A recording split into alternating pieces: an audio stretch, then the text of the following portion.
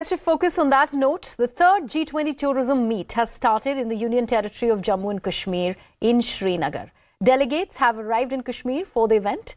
Now, G20 Sherpa Amitabh Kant welcomed the foreign delegates and the Tourism Minister G. Krishna Reddy.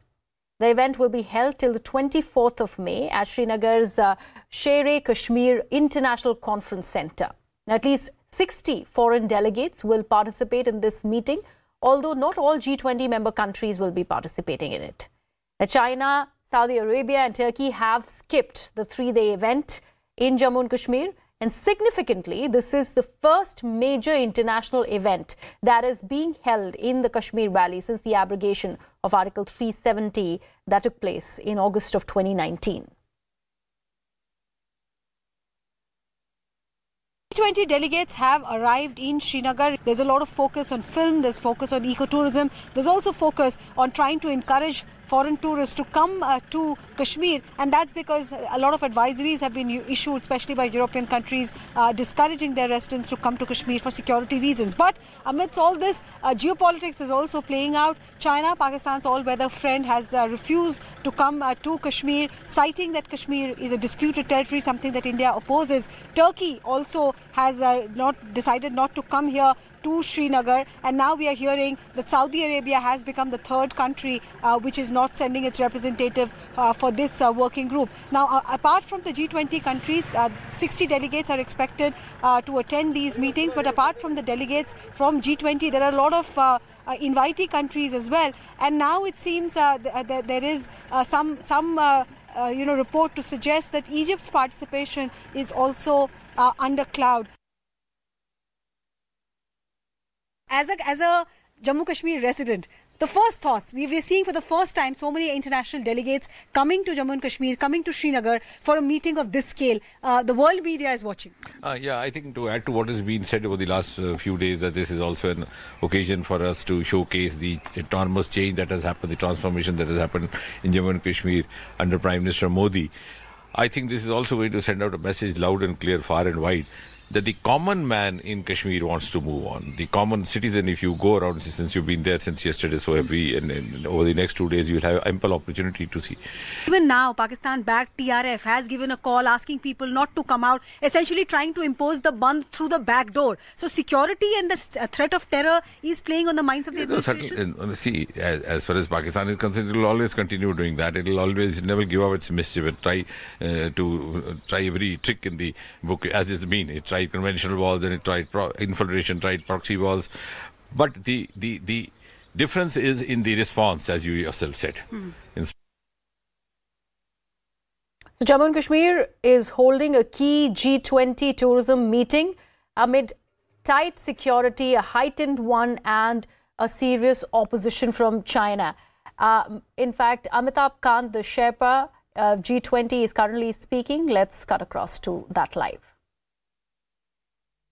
It was Jab Jab Phool Khile, which was Shashi Kapoor and Nanda that time. As a child, no movie of Bollywood was complete without Kashmir.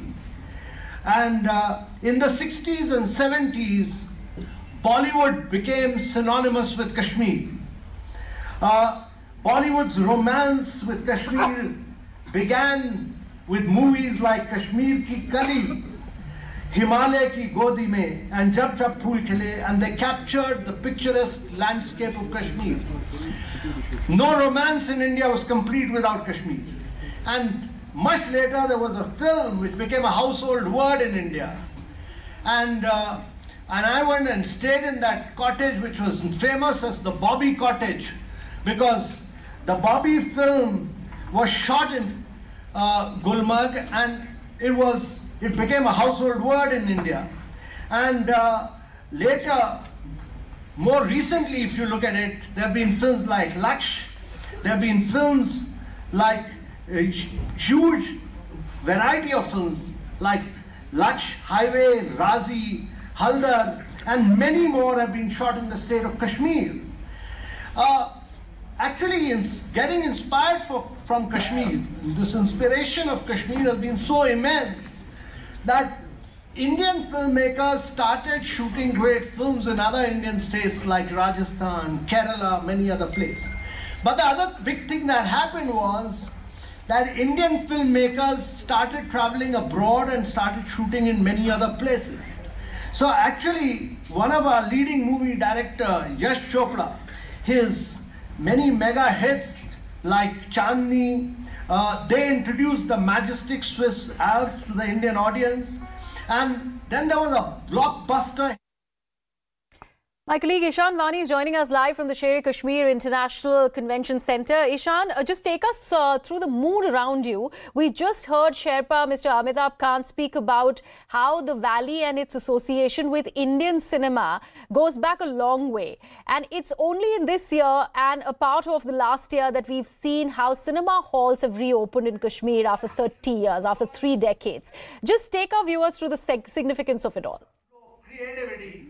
Where we've got a flow of it's very important to understand that the government in Jammu and Kashmir has been thrusting on need to restart the cinema. Prior to 90s, all Bollywood movies, as Amitabh Kant pointed out, that a lot of them were shot in Kashmir. Almost all of them were incomplete without its movie being shot in Kashmir. And what we are seeing now is that today the foreign delegates are being shown that it's important for them to shoot their movies in Kashmir, so that there could be a possibility of having these filmmakers from outside also here. My VJ Bashilo will also show you that as we speak right now, the discussions is on. There are a lot of delegates who have come from different countries and are getting a first-hand account of how they would explore the Kashmir's beauty in their movies, because a lot of filmmakers not only in India have been visiting abroad, like locations like Switzerland, but also other places as well. So the thrust is to show them that the way is also Kashmir, and Kashmir is one such location where Bollywood can explore, and also filmmakers from different countries who are part of G20 can visit Kashmir, because there are a lot of concessions and also draft that has been drafted by the government in Jammu and Kashmir gives a ease of access to making for films in Kashmir Valley.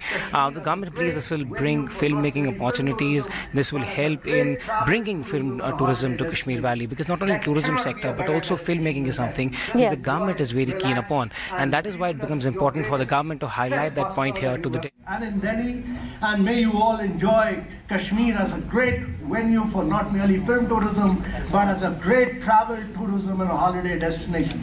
There cannot be a better destination than Kashmir. Just enjoy, relax, and treat it as your greatest stress buster that you've ever had. Thank you very much, ladies and gentlemen.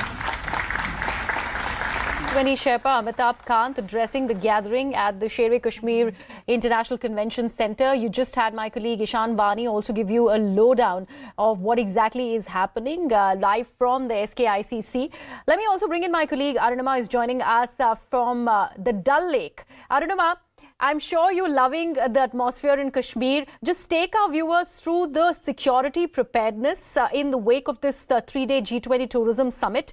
Also, we've been told that China has made it very, very clear that they're not attending this summit. They claim that Kashmir is still a disputed territory. But when we add names like Saudi Arabia and Turkey to the list, and possibly Egypt, what are their reasons for skipping this meet? Well, no reason has been given, but it's clear that Pakistan is prevailing upon friends and allies, because Bilawal Bhutto is also in POK today. So they're trying to shift the attention from Kashmir, from Srinagar. The fact that international delegates are here means international recognition has been given to Kashmir being an integral part of India. After 370 was abrogated, Pakistan made a lot of hue and cry, and I think that's the reason that they're prevailing upon countries like Saudi Arabia, Turkey to try and dissuade them from coming here. Now, as far as security bandobast is concerned, the part of Dal where I'm standing, if I just pan right, that's SKICC. Several months